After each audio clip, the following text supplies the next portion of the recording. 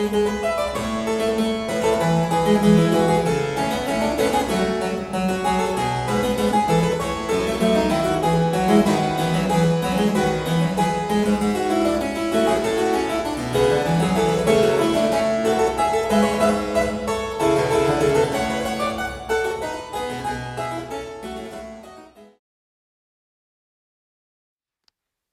often asked why I love the harpsichord, how I chose to play the harpsichord.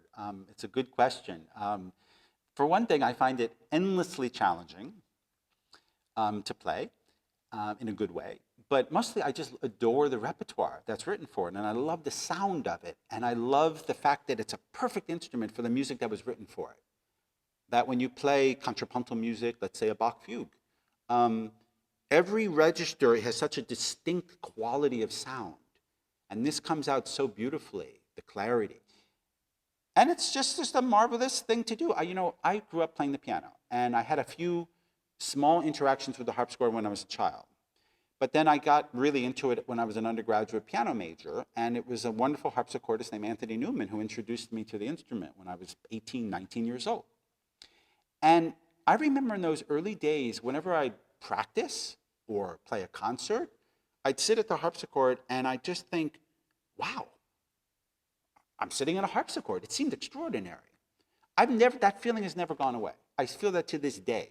Like, let's say we're about to do a concert with American Bach Soloists, and I'm out before we start the concert, and everybody's warming up, and we're setting up, getting ready. And I sit down, and I look at the instrument, and I look at the keyboard, and I look at my colleagues, and I just think I'm the luckiest guy in the world. I always feel that way. So fortunate. So lucky. So I was asked about my first exposure to Baroque music and music in general when I was very young, and I have very vivid memories of listening to things like the Musical Heritage Society albums and non-such albums that my father had, and being so thrilled. And at that time, some of these composers seemed very obscure, like an album of Charpentier. Well, who is Charpentier?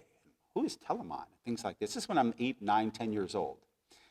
And then I found a recording of the Christmas Oratorio, again, that my father had, an LP. And I remember being amazed by the recitative in particular. Of course, I love the arias and the choruses, but the rest, I heard this form of communication from this tenor, who I don't remember who it was primarily, and other voice types, of course, in the Christmas Oratorio. And I remember thinking, how thrilling must that be? And of course, I was just a piano student at that time and never could have imagined that I would someday play the harpsichord and small organs and play this music.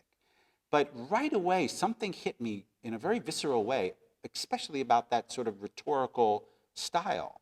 Around the same time, I remember hearing some old recordings of probably the first recordings of like Meistersinger repertoire and Minnesänger repertoire, basically song from the late medieval period, early Renaissance period. And it had a connection.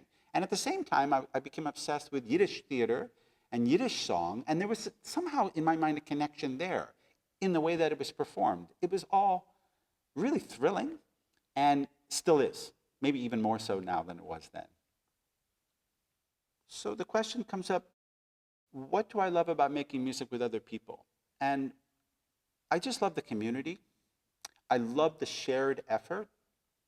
I love the thrill of playing with my colleagues and hearing them play so magnificently and sort of being a kind of participating audience member in some ways to what's happening.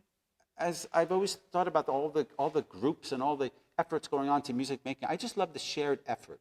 The shared effort, the coming together with my colleagues who are my friends and the audience. It's just an extraordinary experience that we're all looking forward to returning to very soon. When we perform a lot of concerts, of course, things happen.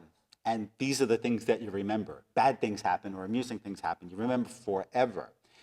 And I had an experience many years ago that is vivid in my mind now as it was then, which was I was playing Brandenburg 5, which is a wonderful harpsichord concerto with flute and violin, of course.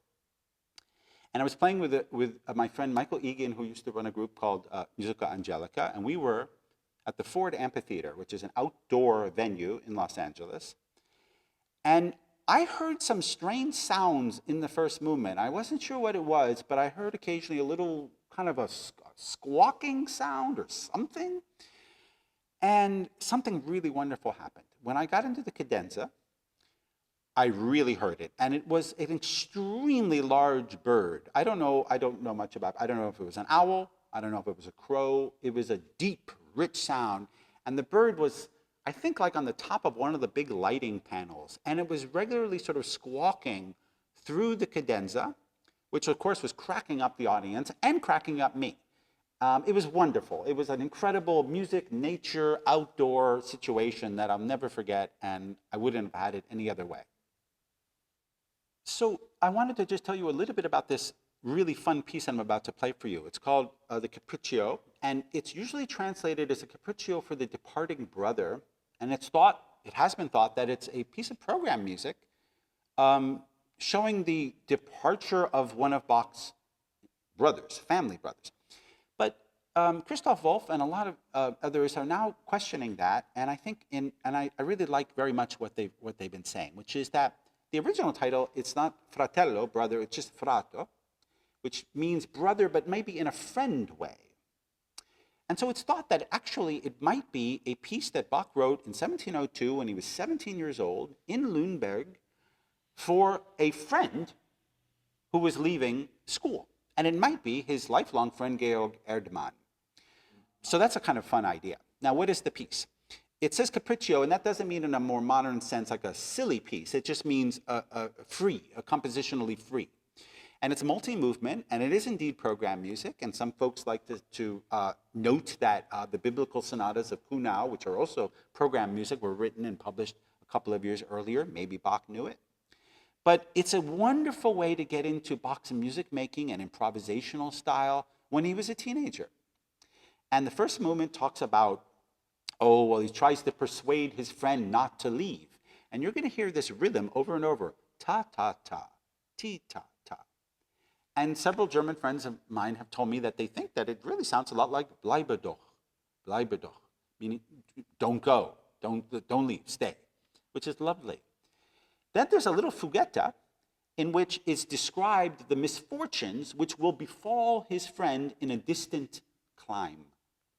So obviously it's really serious. Very short little piece. And then a lament follows in the form of a passacaglia. And this is the lamentations of both friends discussing the departure or feeling the pain of the departure. Very heartfelt.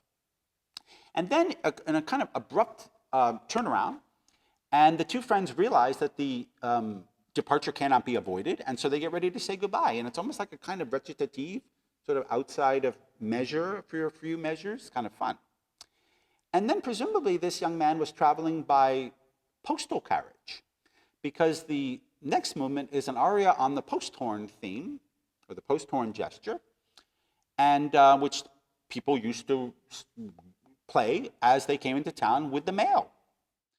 And it's great fun. And then Bach, being Bach, even at 17 years old, he writes a fugue in imitation of the post horn, and you hear the little post horn gesture in the counter subject. It's wonderful, it's free, it's youthful, and it really seems to me a piece kind of about, love. That seems to be the main programmatic idea of Bach's love for this friend, and the idea of him playing it for his friend at a farewell party with a bunch of kids their own age is just charming beyond anything.